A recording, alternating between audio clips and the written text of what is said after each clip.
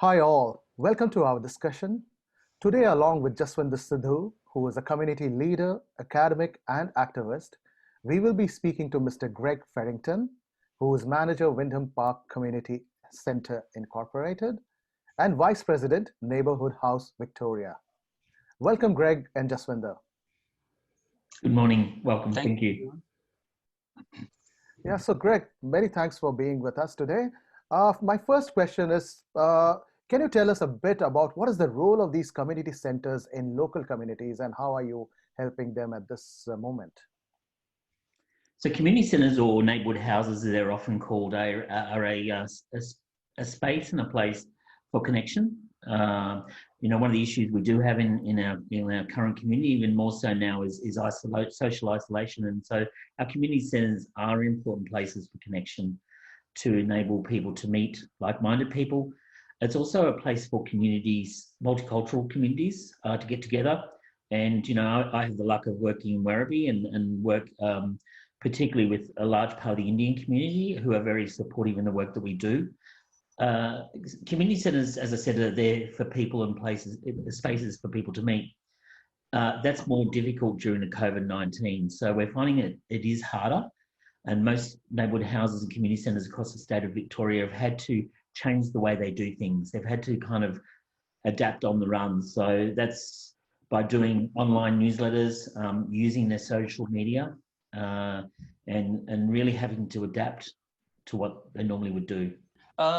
Greg, we have been working together for some time now. Can you give us just a bit of background of the work that the Indian community has done with you in Wyndham and also broadly, especially in Bairnsdale area, Gippsland area, where the bushfires, we had the issue of bushfires last year. Sure. 5-6 years ago now, I met Sunil Abbott, who is a local community member in Wyndham, but also a restaurateur across the city of Melbourne. And I was there in the early stages with him and other key community members from the Indian community in Werribee in setting up Club 60 Tarneet, which is a large group for grandparents who are here on grandparent visas. So that was where the beginning was. I remember at the time starting work in Werribee and saying, well, who are the leaders of the Indian community?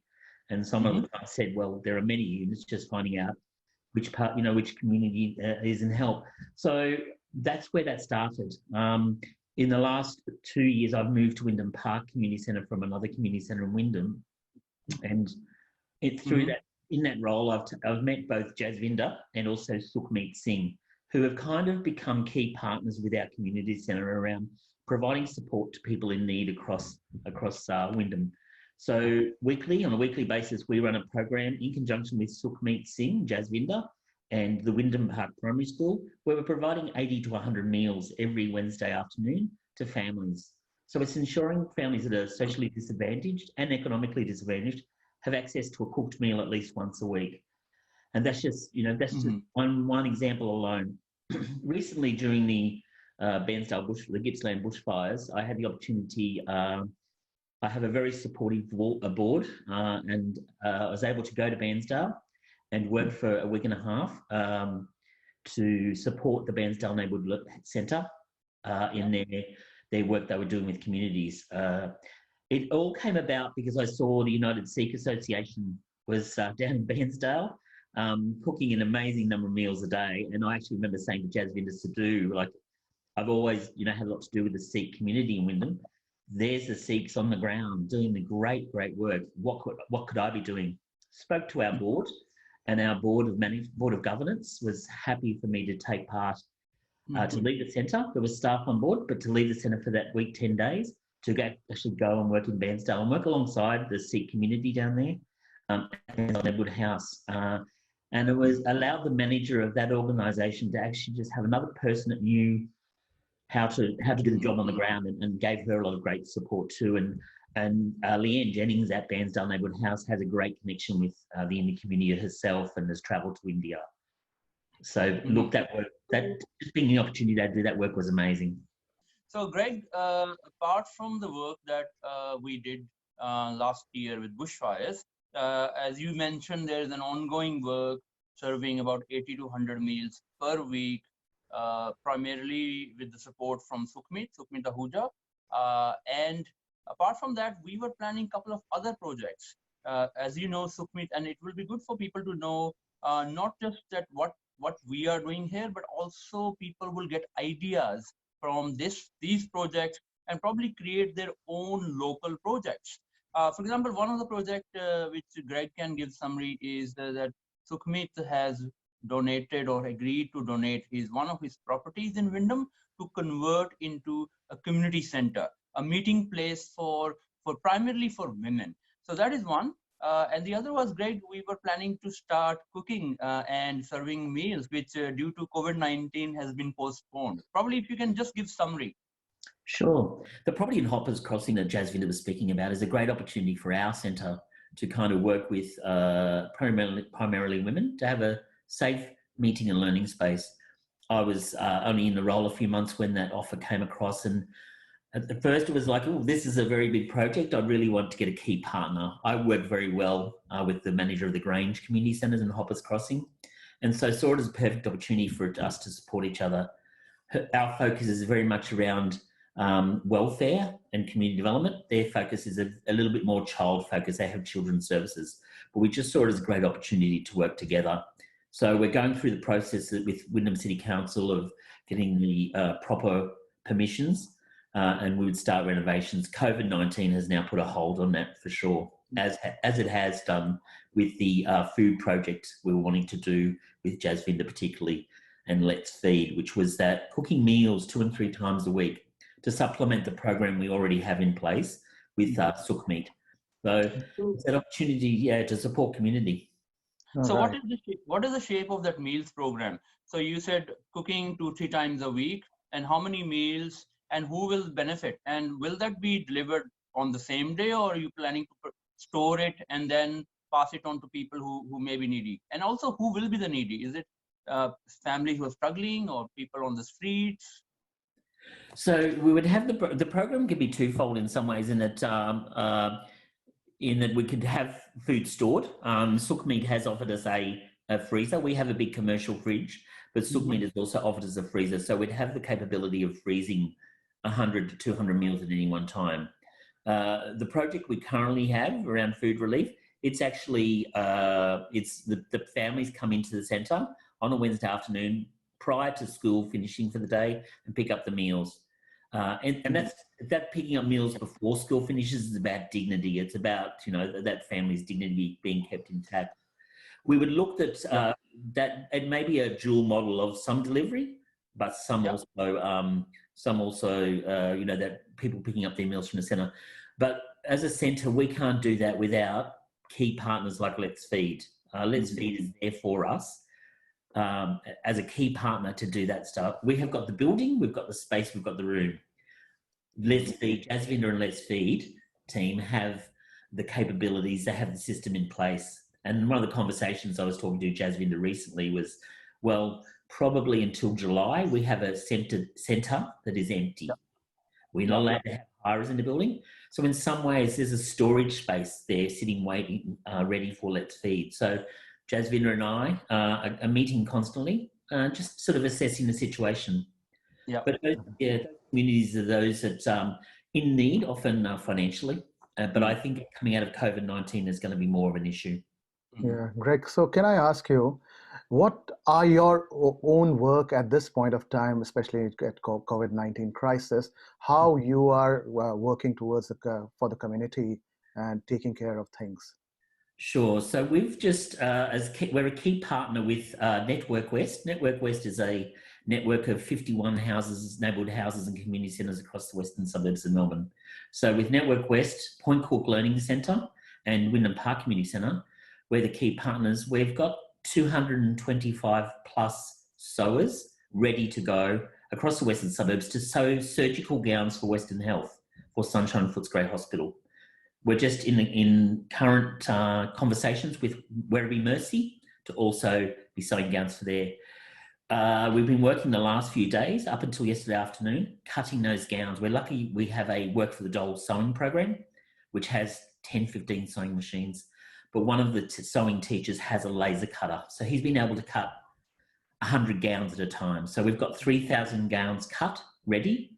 And from tomorrow morning, they'll be going out to sewers across the western suburbs for them to be sewn. Back to Wyndham Park Community Centre as a space for them then to be delivered to Western Health. So we're hoping that by a week's time, we should have 1,500 to 2,000 gowns sewn and ready to go to Western Health to support them.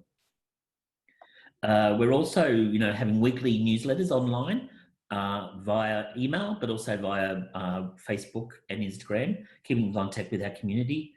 And as I said, they're two major projects at the moment. We also have a phone tree where we connect up to 200 people a week that are isolated, just keeping in touch with them, checking in on them, seeing what their needs are. We're not seeing a lot of need at the moment because I think communities are bunkered down and just waiting for some of those restrictions to lift a little.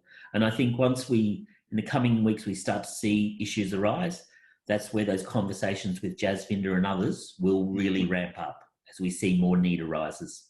Yeah. So can I say that at this moment, all of us, we are just observing the space because 1 month ago, we were not sure how virus will spread in Australia, but now we see it's a bit contained.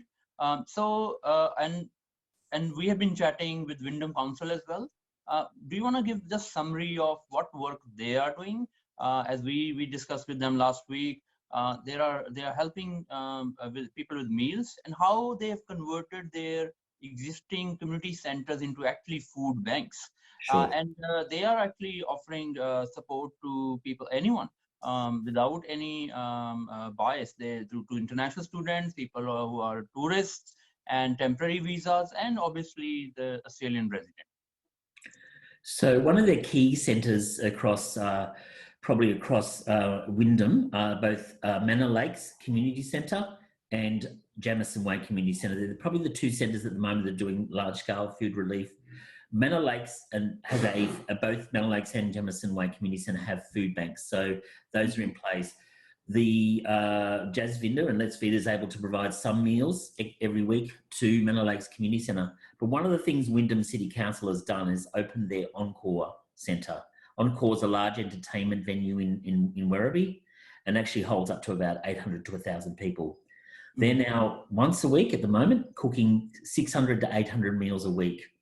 Just on that one day, as Jasvinder said, to go out to those in the community, be they international students, those that are experiencing disadvantage, tourists, the like. So already Wyndham City Council's on the front foot around that food relief and emergency relief. But what Wyndham City Council is also doing is getting a sense of what the need is on the ground at the moment. Yes. All right. And for the information of people who are watching this, we are also offering Let's Feed and the Indian community and the Sikh Gurdwaras in Wyndham are also offering up to 500 meals per week to work with Wyndham Council. And we also told them that this capacity can be increased to probably a couple of hundred meals every day when there's a need. All right. So, Greg, that's very interesting work that you're doing. So, but the kind of work that you do also requires lots of community support, and you have discussed a bit about how Jasvinder and his particular group has been supporting you. But about the wider community, what kind of support you are getting and what kind of support would you request or expect out of it? So the material for the gowns, as I said, we've got 3,000 gowns cut ready to go and 3,000 masks ready to be sewn. We've got 225 plus sews across the West working on those. So that's all volunteer driven. What we're finding is people are coming out of the woodwork. We put posts on social media, Facebook, Instagram, and we're getting phone calls from Alphington, the southeast suburbs, saying, you get me 100 gowns, I can sew them, or you get me 50 gowns, I can sew them. So there's been a real support from everywhere around needs, but also what's important in this kind of work is partnerships. With these gowns, we're working with Werribee CWA Country Women's Association, talking to them. So, people are really keen and motivated to support the community, others in the community at the moment. Monday week starts Neighbourhood House Week, which is our week every year across the nation. There's 1,000+ neighbourhood houses and community centres across Australia, but 400+ in Melbourne, and sorry, in Victoria.